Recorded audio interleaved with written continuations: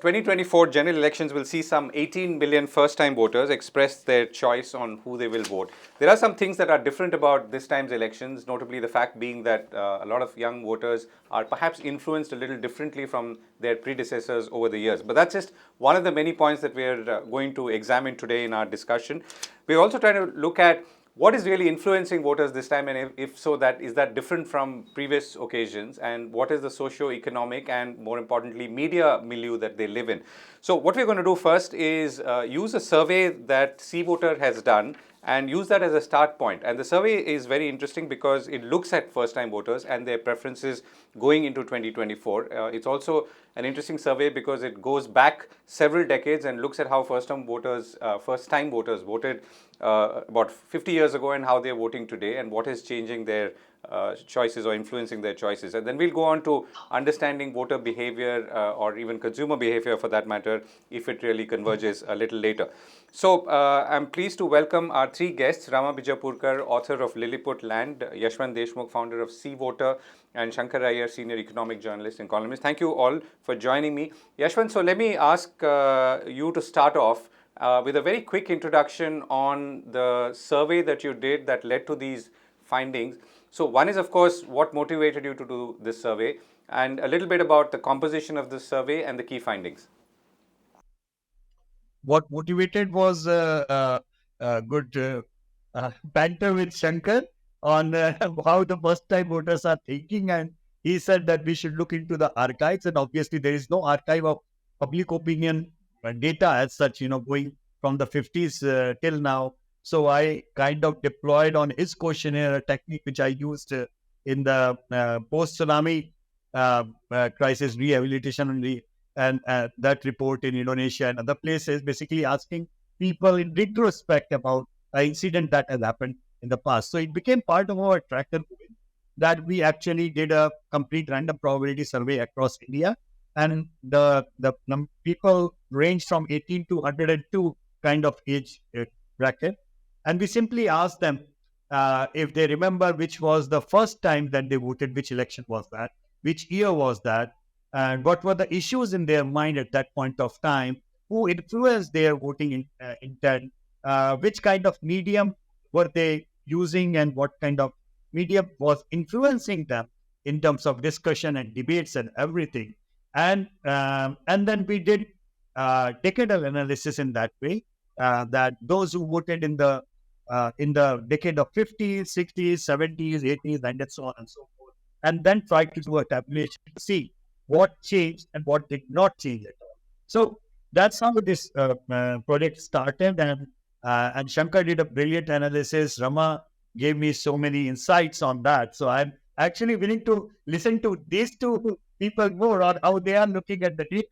But it was very interesting to find that, as you say, the proverbial line, the more things change, the more they remain the same in that way. At the same time, we could also sense that the different political major happenings during the decades, how they shaped that entire generation's point of view of their political ideologies, how they were shaped due to those events, and how there was a continuity of sort. And if there was a break somewhere, then what was the event that broke that kind of continuity of thought? So all in all, it's a very, very interesting set of data to analyze and to understand. Okay, so Rama, let me begin with you. So this study picks up at a point of time and then talks to people about the past and then correlates it to the present. And obviously the trigger here is these first-time voters. When you look at, let's say, the populace as a whole, whether you split them into voters or consumers or citizens, young people, old people, how do you cast your eye on this landscape? Well, first of all, I think the demographics are not really great. So I think we are talking about a group of people. While we like to believe that everyone who's young is cool and wanting to be an entrepreneur and about to do a startup and so on and so forth, the fact is that the demographics mirror even more deeply the lower income, modest education kind of profile of the country. So I just want to set the frame to say that it is through that lens we're looking at it. I looked at some data from a company called Cantor. It's the largest market research company, and they just look at demographic profiles. And if you take the 18 to 21-year-old urban Indians in 2023, aside from all the modest income and occupations, about 13% already married. So I think people are really looking, and if you actually look at the older age group, which is going up to 30, you will find that a much greater proportion already married. So you're talking about people who seriously are looking at becoming householders very soon. If you look at that same number for rural India, if 12% of urban young Indians 18 to 21 are married, the number for rural goes up to about 22%, right? So jaldi jaldi शादी हो गई है. 69% of them are students as compared to 58% in rural. So that's one part of it. So I think we're talking about a group that is in effect mirroring the mainstream demographics of India. They're not discontinuous, except that more and more of them are actually doing some college, what they say, 13वीं, 14वीं, 13th class, 14th class, and so on and so forth. But that's essentially who we're talking to. Very hyper aware, very social media, and maybe later I can come back to a study that I've just done with an anthropologist from IIT Madras, Professor Matangi Krishnamurthy, because again, directly asking people wasn't getting anything. So I thought, let's try anthropology, of which I don't know much, but she knows a lot. And the findings were actually quite interesting. I mean, they are not the completely engaged, oh, here we are going to vote. Fact is, of course, we did it in January, but we also find that this group has very, very immediate awareness. Whatever is on social media at this point in time, that's what they're immediately aware of. And within that, so therefore, maybe elections were not on their horizon. But the other interesting thing that she also found was that the idea of India is a cultural, sociological space. It's not an idealistic nation, ideology related kind of thing. And whatever they're looking at, and government equals the politics equals social issues.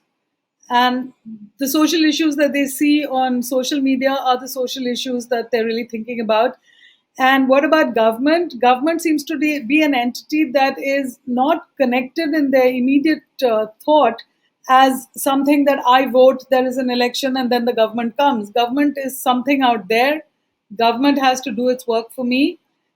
Many of them do want government jobs. They also want iPhone 13s. So these are people that we picked who had just entered college, many of whom were first-time college goers in the whole family. They were people who had come from fairly modest places, and they were a mix of big and small towns. So in a sense, they're the leading edge of the young, okay? Not those who are, let's say, dropping out of school in the 8th or the 9th or something like that. So that's really, so to them, from what we can understand from our early results, the whole idea of politics and government and everything is, what can you do to attack social issues that make life better for me? So it's all through the lens of me. So that's really what we're coming out as. So it's not quite the apathetic voter, but it is someone who has to be magnetized, like when you magnetize a piece of iron, all the molecules point in the same direction. And the thing that magnetizes them is social media. So extremely aware. So I remember thinking when I saw this that if you had, really well done social media that made it both cool and hot and important and immediate for everybody to go out and vote, and that was a social thing, then you would get a completely different answer as we get closer to the election. So maybe I'll stop here for now. Okay. Shankkar, so you've now heard both Rama and Yashwant may pick either from the study or from their own, let's say, observations, and Rama more specifically from an anthropological perspective, and additionally an anthropological perspective. How are you seeing this? Well, I've looked at elections from 1984, and my sense is that the engagement of the voter is largely tactical. It is not a strategic engagement. In a sense, India's democracy is a benign monarchy. Every 5 years, you vote a ruler, and then you expect the ruler to deliver. So, in a modern technology terminology, you will say that they install an app and then they rate the app and say whether the app is delivering or not delivering. At some point, they feel that they will uninstall the app or trash the app. So, that is generally the view.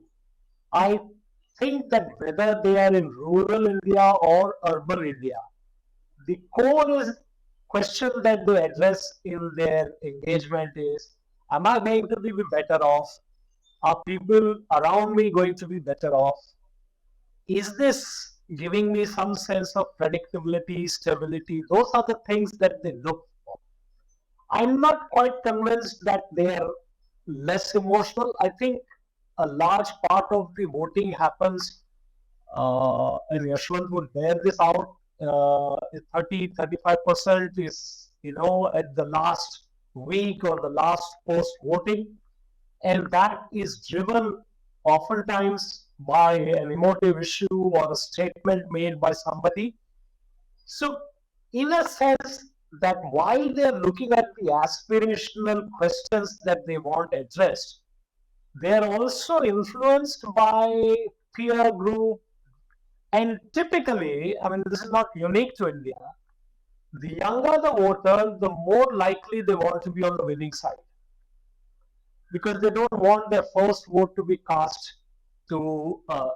And so there is the aspect of the rebellious youngster, but that might be in their articulation. I don't think that there is much of that in their uh, action, unless the two caveats being the radical change or the regime change elections. Regime change in India happens on two counts.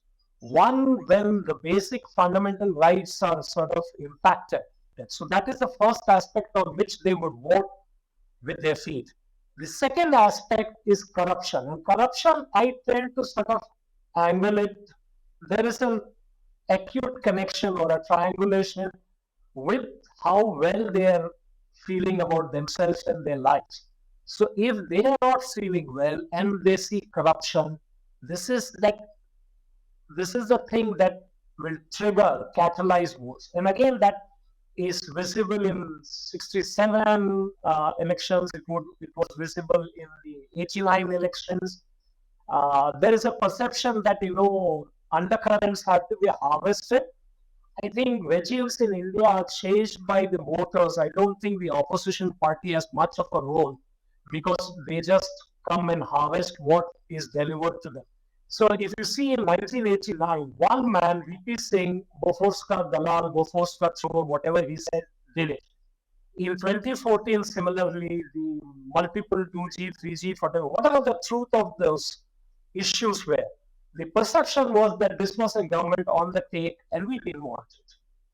So I think the engagement is practical in terms of the cost of repeating. I would say that they plug themselves or unplug themselves from the issues on the basis of their daily experiences. Right. Okay, so we'll pick on two or three points. I think one is the first, of course, I want to start with the economic lens. I'll come to the social lens. I also want to come to this idea of India. I mean, it's a little non-economic, at least for this discussion, but I still think it's interesting because Rama has raised it and what does it really mean to the younger cohort. Rama, so if you were to look at, I mean, rather, when you look at young people today, or let's say even, let's say older, you talked about the 30s, for example. Now, how are they different in their aspirations, and whether we'll come to whether we can link it entirely to voting choices or not, but how are they different in their aspirations in a broad sense between, let's say, this generation and the previous one? Want more. I think they're more hyper aspiring. It is also, aspiration is often about having enough exposure so that you can exposure to things so that you can write your own story. You don't aspire when you're sitting in a dark room with no inspiration at all. So this is an overstimulated generation, as we're hearing. It's all about social media. It is about what they see and hear. It's about so they are overstimulated. They are writing in items, whether it is a branded handbag, whether it is a iPhone, whether it is the kind of house, the kind of car, which cricketer got what. So they're extremely aware and concrete in terms of what they want. Their aspirations are very consumer oriented. But the aspiration is also for a good house. The aspiration is basic. The aspiration is also for government jobs, stability. I mean, we hear a lot about wanting a government job, wanting stability as far as income is concerned. So, on the one hand, we're hearing a lot about aspiration for things. And on the other hand, we're hearing that my goal is peace, joy, calm, and a good life. So it is a bit of an overwhelmed generation that we didn't hear that much overwhelming in the previous generations. And Shankhar's been tracking elections. I've been tracking people. So to that extent, I didn't hear that much of I want also, and I'm overwhelmed also. So I think this is in some ways a little bit of an overwhelmed, a little bit of a lost generation in that kind of sense. But very aspiring, very concrete in their aspirations, and they're not saying I want it here, I want it now, I want it this instant. They're saying that I will keep trying, and if this route doesn't work, I will take that other route. If the other route doesn't work, I'll take a third route. But धीरे धीरे होना चाहिए. So, and I'm going to come to Shankkar in a sense. So now, Rama, if you were to contrast this with what they're actually experiencing, so let's say if you go back 10 years, and we've had one government for the last 10 years, we've also had economic growth at a certain pace all through this period. There has been one section of the population which has obviously grown very wealthy.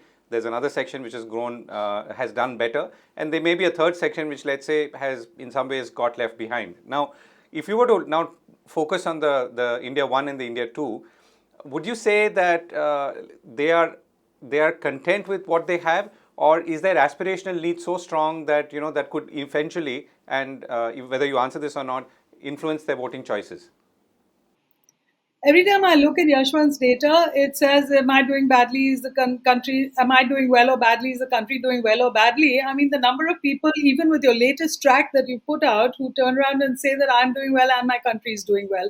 Every time we look at data that says I have a lot of difficulty meeting my expenses, I have some difficulty meeting my expenses, we generally seem to believe that things will get better. But to more specifically answer your question, I think what they're saying is that there is a lot of agency and there's a lot of energy in terms of what they want to do.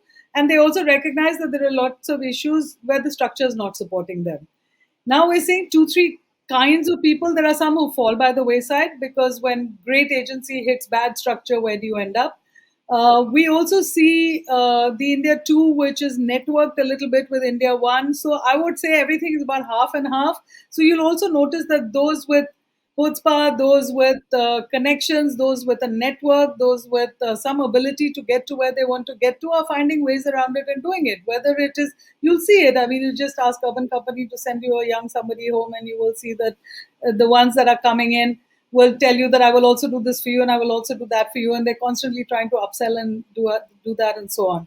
So there are some who will get around it, and there are some, especially at the richer end, for whom structures are non-issue. I mean, they will make the world work, as they often tell you, for the way they want it to be. So it is all about, I think, the top half and the bottom half. So there is a certain group of young people who are, and the reason you're seeing a lot of, pivot is now a fashionable word. I hate it because everyone's pivoting strategy all the time. But I think they tell you कि ऐसे जाएंगे, ये नहीं होगा तो वो try करेंगे, वो नहीं होगा तो वो try करेंगे. Now, is this good news or bad news? To me, it is appalling news because you're creating, there's a whole group of people who don't have loyalty or ability to a profession or a particular way of making money. On the other hand, given the fluid environment, I think that is a pretty good life skill to have, that you would pivot here and pivot there, and you see that happening. You see that happening in signboards for businesses where you are 100% Thai also makes aloo ka paratha. I think you're seeing that. You're also seeing it in people. You're seeing them moving all the time. So I personally don't think the aspiration unfulfilled is going to blow up in everybody's faces, not just yet, is what I believe. Okay, Shankkar, so if you were to now, let me put the question, I mean, it's the same question, but a little differently. Are the aspirations of voters today running ahead of what they are experiencing, whether at in their jobs, in their quest for jobs, in their social structures, and in the pursuit of happiness, to borrow a term from somewhere else? I think the question really we are looking at is how much of inadequacy they are willing to tolerate, how much of failure they are willing to tolerate from the government, from the system that they have installed. And they have ownership to the system as long as they feel that that system is delivering to a certain extent. What you will see is that there is a definite divergence in the views. We are a 2-speed or a 3-speed economy, really speaking. So even within the rural area, whether you are landowning, not only dependent, tenant farmer, whatever, all the aspects will play through. Whether you have somebody at home with a stable government job. So if you look at two interesting things that are happening in society. One is that every landowning community in India is in the queue for a quota in government jobs and stuff. That reflects that they are not only feeling the loss of productivity, income from the asset that they own, which is land, but they're also feeling the pinch of losing social and political standing in society. So if you're a landowning class in the rural area, you have a certain standing regardless of how well you've done in school or elsewhere. So there is that pinch that comes through, which is the tension that you see across castes. The second thing that you see in urban India is that there is a sense, as Rama said, that what she said, the pivot is actually a rising ability to blink at what they would not have tolerated earlier. So if they see somebody sort of working the system and getting ahead, the first question is not is that right or wrong, but how do you do that? So the network effect then comes into play. And I think in that there is a bit of immorality that you will see because in a population of 1.4 billion people. I mean, just to give you a comparative thing, Govind, we are as many people as China with 1/3 the land mass and 1/6 the per capita income and probably 1/10 of the systemic capacity that China has built over 2 decades of 9+%, 8+% growth. So that the economic power of an $18 trillion economy gives you the ability to set up capacity in that. India has just begun to do that. So there is a pride factor that we have Vande Bharat, all the selfie moments that you see, whether it is the Atal Setu or the Vande Bharat. The Vande Bharat is a story in itself. I don't know how fast it runs and whether there is a correlation between the fare and the speed and the timing and all that, but we'll leave that for another discussion. But it triggers a sense of pride for people that metro aa gaya, hamare yahan dekho, road ban gaya. It doesn't matter to them, they're all paying tolls on roads that were built. And the Bombay-Pune Expressway is effectively almost 30 years old and we're still paying tolls. So there are those questions that don't pop up, but people like to feel the pride of it. So one of the things that has happened over the last 5 or 6 years is the sense that the youngsters have that India has sort of arrived at some junction, and that junction is where they are going to board the train or the flight, and they want all the bells and whistles that come with that junction, whether you need to travel to X, Y, Z, or you want to set up a business. And there is a sense of confidence in that area. At the same time, there is another set of people who feel left out. And that, whether that visits the electoral outcomes or visits the social questions, it certainly is visiting the balance sheets of certain companies. There's no doubt about it. It is also visiting the GDP data as you look at consumption. But whether it has a political impact depends on if I don't install this app, which app do I install? Come back to that question whether there is a relative merit or a competitive position by the other side of the story. Okay, and I think Shankkar, you made a good point on and a useful point on the importance of infrastructure building and its overall visual effect, for lack of any other term, on I mean the population as a whole.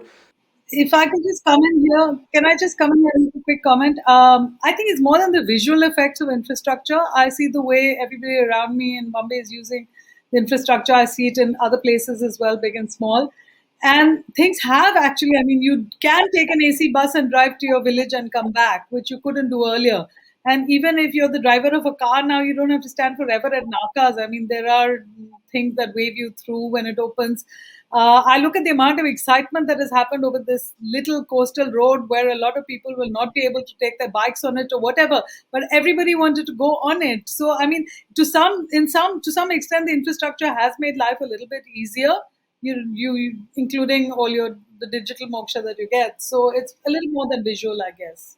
Yeah, no, I use the word visual somewhat loosely, but I mean, I also mean that when you see something, you could potentially use it, whether it's the Vande Bharat train or And you the. do use it as well, Yeah, and yeah. they do use it as well. Yeah, yeah, yeah, yeah. Point taken. So, let me come to the other point, and this is the sort of maybe the most open-ended one, right? What's the idea of India as we go into the 2024 elections? And some of it may have come through from the survey, but because Yashwant does say that there is a sense of optimism which is running through, and maybe it was there always. Or maybe it's stronger now. It's been buttressed by some of the points that we've already talked about, including the infrastructure and the sense that this app is working right now. But what is the idea of India at this point of time? And maybe the question is a little more towards the younger voters or first-time voters. But I think it's as a general concept as well. Maybe with an economic lens, it would be good to hear your views. And Shankkar, let me go with you. I think the younger voter looks at this idea of India in terms of pure per capita income basis with a social connect, with a cultural connect. So let's say that is similar to the evolution of the nuclear family. So the person thinks of himself or herself in a nuclear fashion. He or she looks at a target of per capita, her income, her ownership, her experiences, and builds a narrative around it. And that narrative is important to that person. That that narrative is what binds that person to the society, to the general larger political band. Now, the moment that narrative is disturbed in any fashion, in any extreme position, there will be a reaction and there will be uh, a pushback against that. And so that pops up in different places, whether it is an excess of populism, whether it is an excess of religious extremism, whether you're told what to eat, when to eat, not to eat. All of those things are in the personal beliefs and personal freedoms domain that they sort of value a lot. But sitting right on top of all of that is the number of decimals in the number that they aspire to. Okay. Rama, you've the idea of India, but you've talked about, I mean, we're obviously trying to look at the idea of India as seen through the eyes of maybe younger people right now. So when you say maybe less emotional, inconsistent, more rational, so these are some of the terms that you've used. How does the idea of India flow from this? Yeah, actually, some of the terms I think Shankar used, but I'm happy to take them on. Uh, I, so it is actually parochial, narrow, local, me and my immediate environment. I think what we have seen over the years, every time you do youth studies, and people used to say, "Why is India's youth not rebellious?"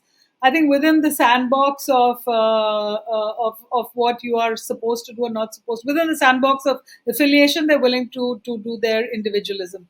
So even now, it is not, it's not ideologism. We're building this great country. We're doing these great things. Desh aage badh raha hai. We're not hearing that. What we're really hearing is that yes, I'm Indian. I can go anywhere I want and I can come back. I'm Indian because that's the way it is. Yes, there are things that are not right with this place, but dheere dheere ho jayega. As compared to it's my job, ideologically, this is a big country. This is the country I want it to be. So I think that's a point. That one point I was making, that it's more a social and cultural view of the country. They say yes, my parents are supportive of me, but they're not able to give me the community and the peers that I need. Ideally, I want the anonymity of the metro town and the liberalism in the sense that nobody gossips and tells my mother what I've been up to. But I also want the rootedness of a small town. So, as you can see, every one of these, if you add it to the fact that they don't seem to even know at the moment what their politics actually is, they're eminently magnetizable, right? Because this is really someone saying that I'm crying out uh, for for the rootedness and for the and so it's all seen through the social lens of me and what can he do for me and what's going to happen to me, and I need progress in my life. And I think the term Right, and magnetizable just is to a step in very, yeah, go ahead. Go ahead, Shankar. 1 second, Guru. So we tend to look at all these issues, whether the person or the party or the institution or the country is in mission mode. I think the young voter is not exactly in mission mode. He doesn't see it as a kind of doesn't harbor a messiah complex. I think the person, younger voter, looks at it as something that has got to be done. So more consumption, more experience, more aspiration mode, and less mission mode. Okay, Rama, so you've talked about the generation being hyper aware, and you've also talked about overstimulation and separate. I think Yashwant has earlier talked about, let's say, low shelf life for issues. Is all of that affecting the way people look at their identity in the context of the country? We've seen that they are completely overwhelmed, anxious, and whatever they're seeing on social media, there is a lot of it, and they talk about it all the time. As I said earlier, I don't think it's about the country the way we think about the country, or certainly the way my generation 100 years ago thought about the country. But it is about what is happening for me, and even social issues are issues, so they're magnetized by social media. So social media is magnetizing you and telling you what it is you're thinking, what your political thoughts ought to be. I suppose closer to the elections, I love the app analogy, but at the what app do I install is also part of coming closer to it. Just the hyper awareness of who's installing what app, isne ye install kiya. The other thing is that because they want the best of both worlds, like stability of a government job, but freedom to aspire and try everything. I want the safety of the family, but I want the excitement of peer. I'm overwhelmed and anxious, and I want someone to make sense of it for me. So that's the mahal. So I think closer to the time, which app to install will also be a function of who gets the. I hate to sound like a callous marketeer, but it's who gets their marketing engineering right. It's not about marketing strategy at all, and we know who that's likely to be. Right, that's a very important point there, and perhaps also speaks to maybe how, let's say, the current government has managed its messaging in the last few years. So let me come to the last point. I know we've not touched upon social media independently, but I can see how it's playing into a lot of things that we've already talked about, and its role in influencing either current voters or older voters. So the last question is really, how is the political system plugging into this? All of that we've talked about. Are they able to exploit it and use some of these things, whether it's the infrastructure, the ability to use those aspirations, the ability to meet those information needs, and then present something which makes it a good electable proposition? And equally, what are they not getting right? I think that's the other question that I think one should address. I think there's a lot of retrofitting. So they're doing what they're doing and they're presenting it as solutions for questions that are being raised by in the minds of the voters or the youngsters. So one of the things that they've caught on to, I mean, most of the parties have caught on to, is that in the age of technology, there is a certain instantness that is expected on issues and solutions. And so speed, the number of governments which are now delivering rations at home, like Zomato or whichever service, Uber Eats or whatever. and presenting that as kind of bringing the government to the doorstep of the person. That's a kind of thing. The use of NPCI and UPI, regardless of where it was born, who worked on it, or whatever. Those are things that are being presented. Presented as solutions, and so the youngsters are invested in that idea.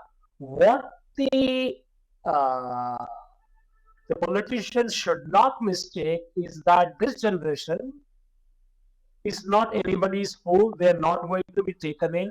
They might nod at something, but they know inside. They test out things that are being told, and they have as much cynicism in their blood as the previous generations. So there is a skepticism and cynicism which they approach any government claim or boast. And if it tests out right, they are willing to sort of back that claim, invest in that idea.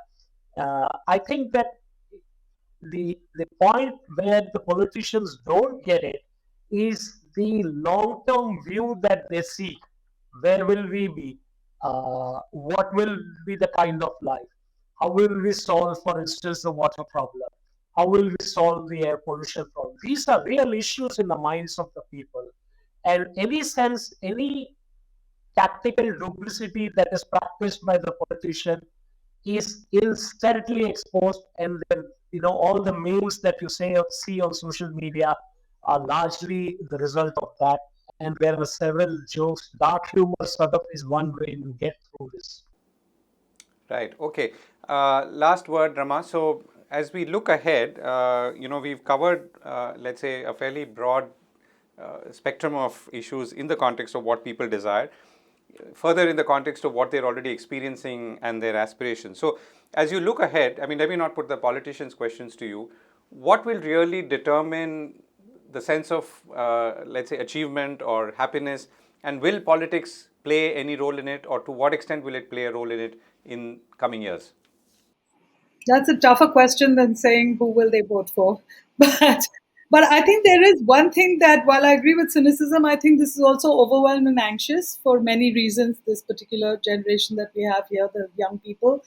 So I think the overwhelmed and anxious, who can tap into that? And we're not taking names here, but I think whoever can tap into the overwhelmed and the anxious is definitely going to be. So it's overwhelmed and anxious on one direction. So who is seen to be the best beacon for that generation to follow? And the second is what's in it for me. And I think the what's in it for me, I agree with Shankkar that people aren't saying enough of what's in it for me. But I think it is, if someone can customize, if you can do mass customization of politics in terms of what's in it for me, I think that's really where the future is. I think they're just saying, I want to live a better life. I know I can live a better life. I'm willing to do what it takes to live a better life. And I think they've done their bit in terms of agency. And I think that whoever can provide them the best structure for their lives to get better is really, I think, where politics plays a role. But it's about social, cultural, parochial me. It's not about. I would, if somebody had a slogan that said "Desh aage badh raha hai, Desh Jai Jawan Jai Kisan," I would be very worried about whether they're tapping into any pulse or not. Right. That's a very One word yeah. that I want to sort of leave us all to think about. This is a generation that is very entitled. Make no mistake about it. And they want that entitled sense of entitlement, the sense of aspiration and entitlement as sort of morphic. And they want that addressed. And anybody who gets that will get their vote. Right, right. And good note to end on. Rama, Shankkar, and Yashwant, who we I think just lost, but I'm sure he's around somewhere. Thank you so much for joining me and sharing your thoughts, and look forward to seeing you all again.